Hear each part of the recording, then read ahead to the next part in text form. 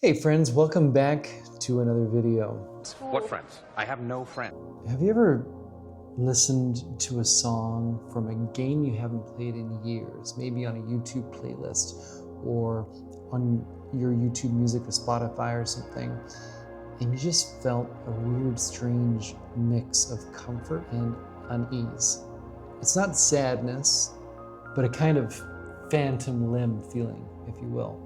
That knowledge that that part of you is gone with time. It's the quiet discomfort of looking at an old photograph that brings you back in time, or it's a snapshot of your life, a time that you can't add anything to. It's a world that is gone in your past, never to be relived again. For me, that feeling is perfectly encapsulated in an era of video games that is long gone. And while some games today may try to recreate that feeling, oftentimes it ends up feeling contrived and just not the same. It doesn't create that same feeling. It's probably the same reason why we, at a certain age, a lot of us, kind of stop listening to new music. We just kind of like what we like, and new stuff doesn't quite scratch that itch. The era I'm referring to is when two genres reigned supreme in atmosphere. I'm talking about the mellow sophistication of lounge, or kind of like a proto-neo soul. Also, drum and bass. These two genres sound like complete opposites to one another. I put neo soul and lounge together in the same category, but the two genres tell a story. They're two sides of the same coin, and they tell a story about a generation of gamers, my generation of gamers, perhaps yours. And one other thing, I've always found that the visuals of these games themselves perfectly complement the feelings the music creates, providing either a sense of, say, cyberpunk cleanliness or a kind of childhood grandeur. So let's think about the music of a series like Ridge Racer, for instance. Tracks like from Ridge Racer, they're pure, unadulterated PS2 era futurism. The music is like a pulse. It keeps you driving forward in the game. It's a sense of controlled chaos, if you will. It's the rhythm of like a digital heart just pounding. The visuals of the game are sleek and clean, maybe even a little bit sterile, as was common in a lot of those games of that era. The cars are polished, the cityscapes are abstract, and it's all about speed and precision, which the music complements perfectly. You know, the aesthetic of the Ridge Racer franchise, Namco has a whole bunch of videos about that. There's one by Heaven Sent, which I love. Something about drum and bass feels unnerving in a weird kind of way, or uncomfortable, but also invigorating, calm, even though it's chaotic. It gives you the image of a clean future that never actually arrived. Think back, if you're of my age group, 40 plus, around that area. A lot of neo-futurism back then was really about like clean lines, crystal clear glass, green hues. You might even say the Frutiger Arrow sort of visual design. I don't like the word aesthetic. I think it's overused and used incorrectly a lot of the time, just because of... Anyway, won't get into that. Argue with me down below in the comments. And by the way, if you're into this sort of topic, hey, shoot me a like and a subscribe, comment down below, and let me know what you think about this entire topic. It doesn't cost you a thing. It does me a huge favor, and it helps me grow. And hopefully I can create more content that might be interesting to you in the future. So we're talking about this clean future that never arrived, and that era of this pristine cleanliness that we never really received, beyond the flat icons of our mobile phone apps and the marketing of the past 10 or so years, just boring. We never had that Windows XP visual, or the Windows Vista visual, or the Mac Aqua feeling in our daily life. It just kind of sat there in digital form. So the drum and bass of something like Ridge Racer makes the world feel precise, dangerous, and fast. And what makes me feel sad or emotional about this music is the sense of awe I had playing these games, where I would look at these, I would admire the scenery as much as the gameplay. When that future never arrived and we are where we are today in the worst timeline, it makes you feel like we're missing something that we could have had. Mirror's Edge was a good example of that, although that was very dystopian. But it's not just the racetracks. Think of like online lobbies. Actually, there's a musician, Kinda Rad, is the name, and he's got a song called Online Lobby, which is just a perfect example of that type of music. But when you go back to that generation of PS2, a lot of these spaces felt fairly empty, and they created this similar kind of feeling of weird discomfort, but also comfort. You were alone in a digital world, even though there may be other players there. You're connected to an invisible network and the music was this constant hum in the background that just propelled you forward. A hypnotic loop of sorts that was both kind of comforting and a stark reminder that this home was not real. It didn't exist. It's just a place to visit digitally. Something drum and bass just nails. Going back to the 90s, even the visuals that was paired with drum and bass was always something otherworldly.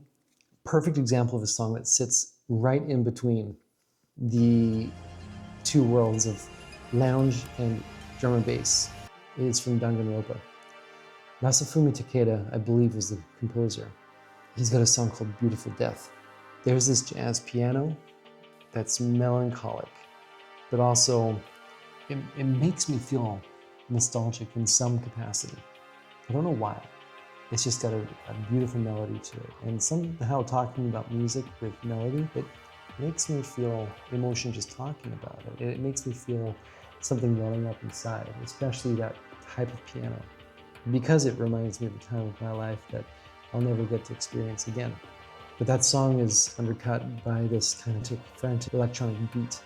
And the song plays during these brutal execution sequences, creating a beautiful but also horrifying dissonance. Perfectly captures that emotional conflict, like this like a captivating spectacle in a brutal context. Which brings me to part two. This is a little bit more laid back section. I'm talking about music from games like Catherine, Persona 5, Persona 3, the background music of smooth jazz and lounge, acid jazz. So the other side of the emotional spectrum is the music of lounge. So we got the drum and bass we dealt with, now we're talking about lounge.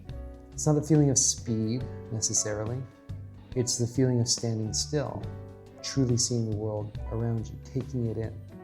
If you just sit still in these games and listen, look at the art of the environment, see what's going on, feel the emotion in the music itself. This is one of the reasons why I listen to more OSTs these days than I do popular music. It's a strange thing. Side tangent. Lounge music in these games is kind of like the sound of a late night conversation over coffee, or a secret kind of gentle truth somewhere in that environment being revealed. When I first played Catherine, it was one of the last games that I played, and this is years back when it first came out. The music in the Stray Sheep bar. It's a track also called, it honestly made me feel like a kid wearing my dad's suit. It was too big, a little embarrassing, but I desperately wanted to be in that club. What I'm saying is, I didn't feel mature enough to listen to that kind of music, even though I was an adult. It just seemed higher class. Yeah, the music was a soundtrack to a world that felt too mature for me. You feel out of place sometimes listening to that music, especially if you don't have that kind of background in your personal life.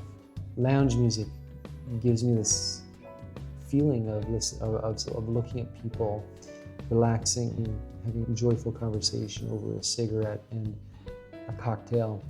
I am a visual thinker. The velvet room of Persona, those long blue drapes, the furniture. Ever since I was a kid, that was the image I had in my mind of that music, and it's such a peaceful feeling, listening and imagining. Are you a visual listener as well? Do you create pictures in your mind from music that you listen to? I can't, it's not synesthesia, but it's like my brain just builds worlds based on music that I listen to.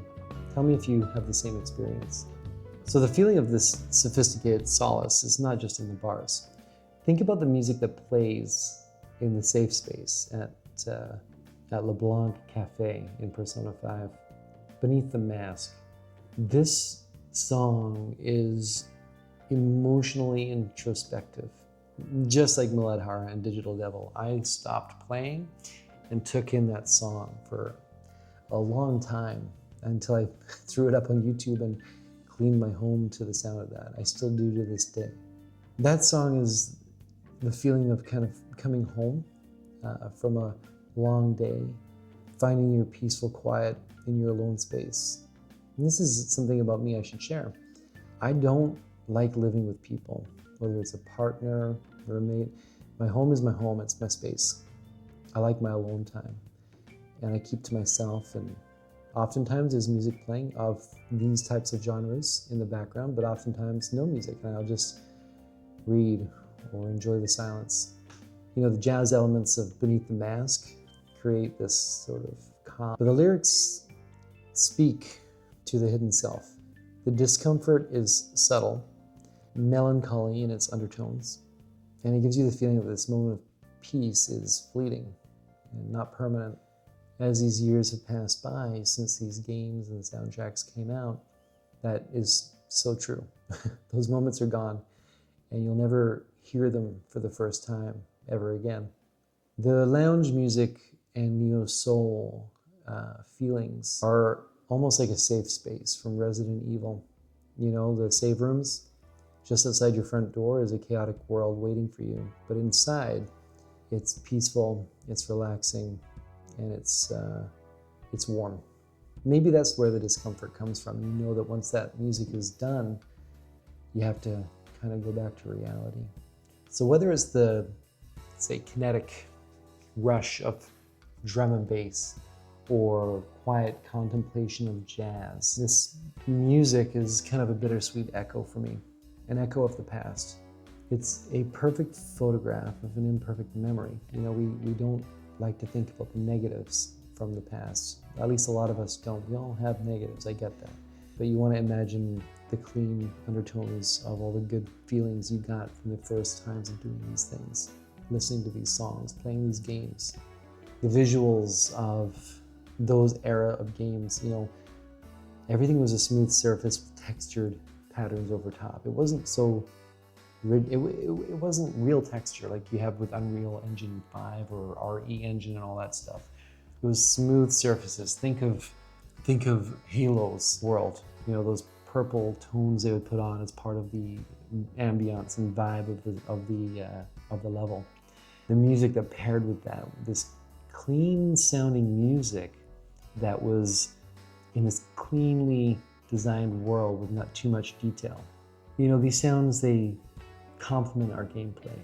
They accompany our memory, and they give voice to the unspoken emotion of that era. It's the thrill of the future, and the complexity of growing up, and the quiet discomfort of nostalgia that you can never truly return to.